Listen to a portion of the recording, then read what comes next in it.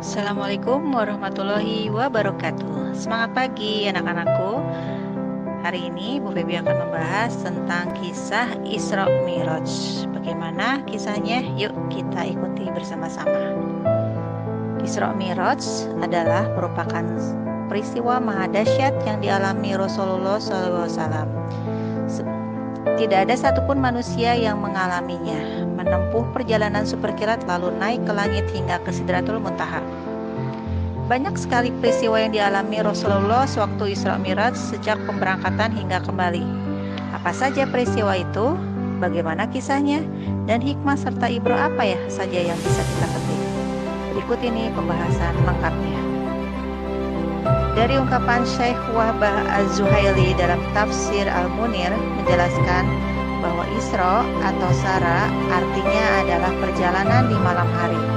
Secara istilah, Isra adalah perjalanan Rasulullah SAW pada suatu malam dari Masjidil Haram di Mekah ke Masjidil Aqsa di Palestina. Mi'raj berarti atau secara bahasa artinya adalah naik. Secara istilah adalah naiknya Rasulullah SAW ke Sidratul Muntaha. Syekh Wahbah Az-Zuhaili menjelaskan bahwa Sidratul Muntaha adalah tempat tertinggi di langit yang menjadi batas ujung pengetahuan dan amal aktivitas para makhluk. Tidak seorang pun makhluk mengetahui apa yang ada di belakangnya. Tempat ini diserupakan dengan Asy-Syidrah yang artinya pohon nabi, karena mereka berkumpul di bawah keteduhannya. Di dekat Sidratul Muntaha ada surga Al-Mawa, yakni tempat tinggal arwah orang-orang mukmin yang bertakwa, terang Syekh Wahbah Az-Zuhaili. Isra Mi'raj merupakan tasliyah atau hiburan dari Allah Subhanahu wa taala untuk Rasulullah SAW yang ketika itu beliau sedang dilanda duka dan disebut dengan Amul Huza atau tahun duka kita. Mengapa beliau berduka? Apa sebab beliau berduka? Pertama, istri beliau Khadijah radhiyallahu anha wafat pada bulan Ramadan tahun 10 kenabian.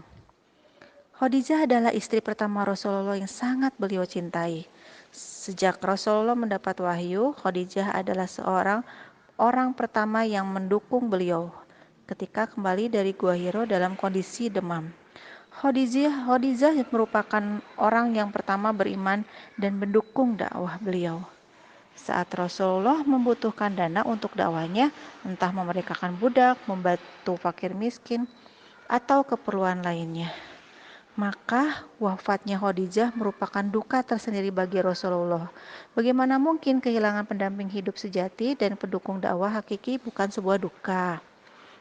Tidak berselang lama kemudian, setelah Khadijah wafat, paman beliau Abu Thalib juga wafat. Meskipun tidak mau masuk Islam, Abu Thalib adalah pembela sejati Rasulullah. Beliau yang senantiasa pasang badan saat orang-orang kafir Quraisy menyakiti Rasulullah atau hendak mencelakainya.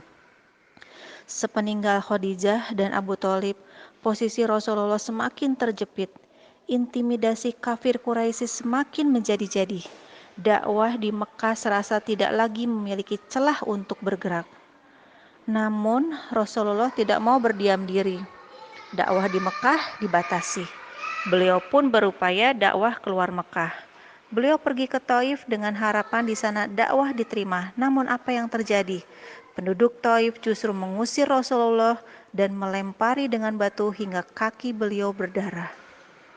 Setelah mengalami amul huzn, Allah Subhanahu wa taala mengisrokan Rasulullah SAW.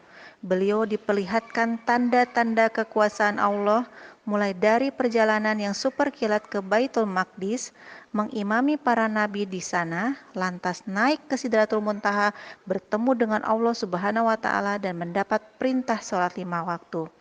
Juga diperlihatkan surga dan neraka. Semua rangkaian peristiwa itu merupakan tasliyah bagi beliau. Usai sholat Isya dan beristirahat sejenak, Rasulullah SAW yang saat itu berbaring di Masjidil Haram didatangi malaikat Jibril. Dada beliau dibelah.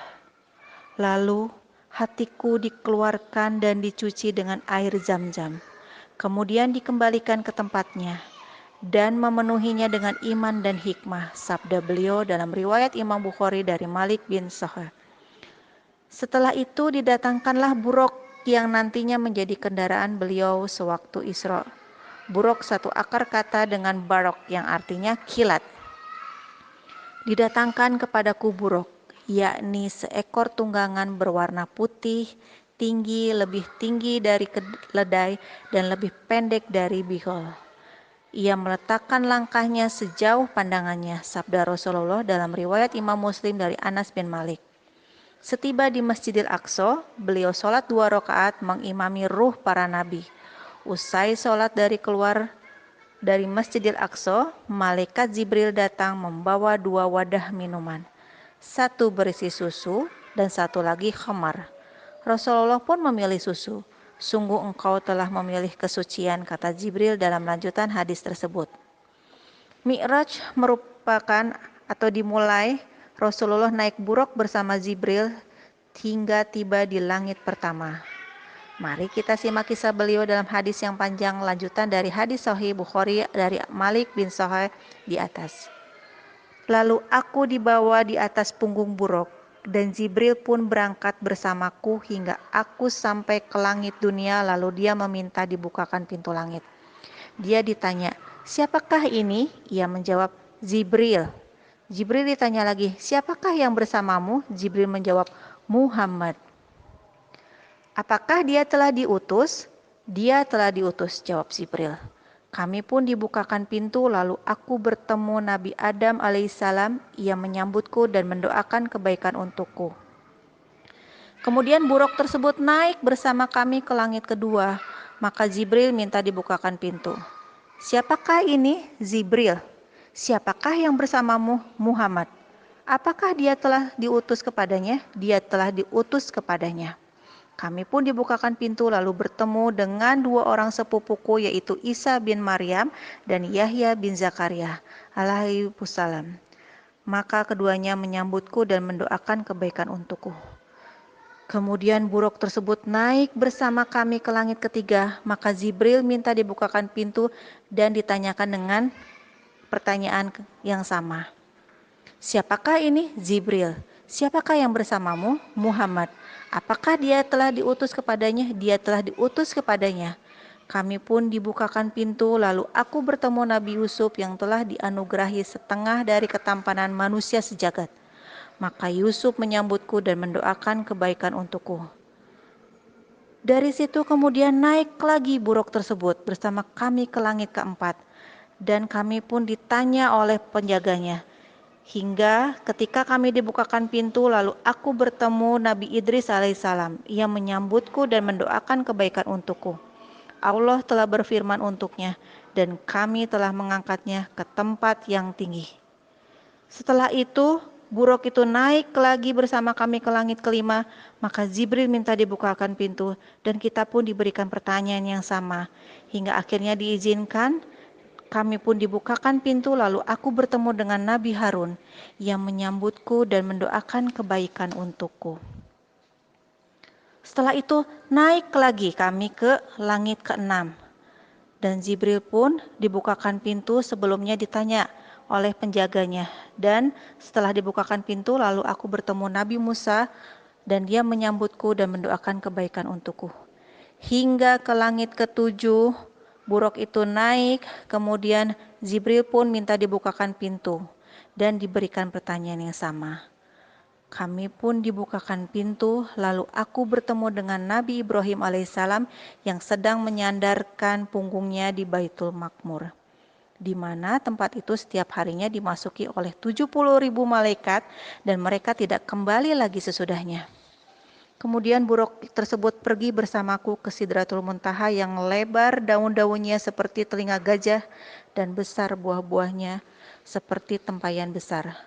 Tak kala perintah Allah memenuhi Sidratul Muntaha berubah dan tidak ada seorang pun dari makhluk Allah yang bisa menjelaskan sifat-sifat Sidratul Muntaha karena keindahannya. Maka Allah memberiku wahyu dan mewajibkan kepadaku sholat 50 kali dalam sehari semalam. Kemudian aku turun dan bertemu Musa, lalu ia bertanya, apa yang diwajibkan Robmu terhadap umatmu? Aku menjawab, sholat 50 kali. Musa berkata, kembalilah kepada Robmu, mintalah keringanan karena sesungguhnya umatmu tidak akan mampu melakukan hal itu. Sesungguhnya aku telah menguji Bani Israel dan aku telah mengetahui bagaimana kenyataan mereka. Aku akan kembali pada Robku. Lalu aku memohon, ya Rob, berilah keringanan kepada umatku. Aku diberi keringanan 5 sholat, lalu aku kembali kepada Musa alaihissalam. Aku berkata kepadanya, Allah telah memberikan keringanan 5 kali. Musa menjawab, dan Musa mengatakan, sesungguhnya umatmu tidak akan mampu melakukan hal itu. Maka kembalilah kepada Robmu dan minta keringanan. Aku terus bolak-balik antara Robku dengan Musa hingga Robku berfirman, wahai Muhammad, sesungguhnya kewajiban sholat itu 5 kali dalam sehari semalam. Setiap sholat mendapat pahala 10 kali lipat, maka 5 kali sholat sama dengan 50 kali sholat. Barang siapa berniat melakukan suatu kebaikan yang dia tidak melaksanakannya, maka dicatat untuknya 1 kebaikan. Dan jika ia melaksanakannya, maka dicatat untuknya 10 kebaikan. Barang siapa berniat melakukan 1 kejelekan namun dia tidak melaksanakannya, maka kejelekan tersebut tidak dicatat sama sekali, dan jika ia melakukannya maka dicatat sebagai 1 kejelekan. Kemudian aku turun hingga bertemu Musa, lalu aku beritahukan kepadanya.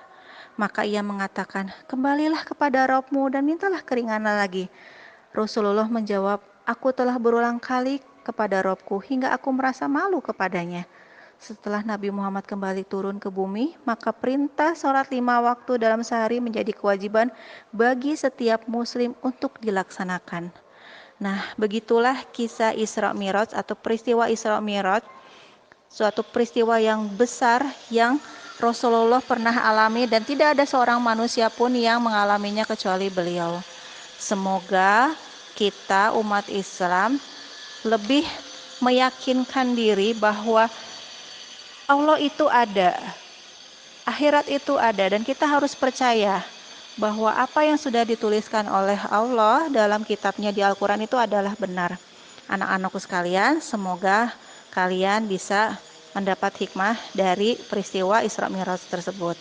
Ya, sekian dari Ibu. Wassalamualaikum warahmatullahi wabarakatuh.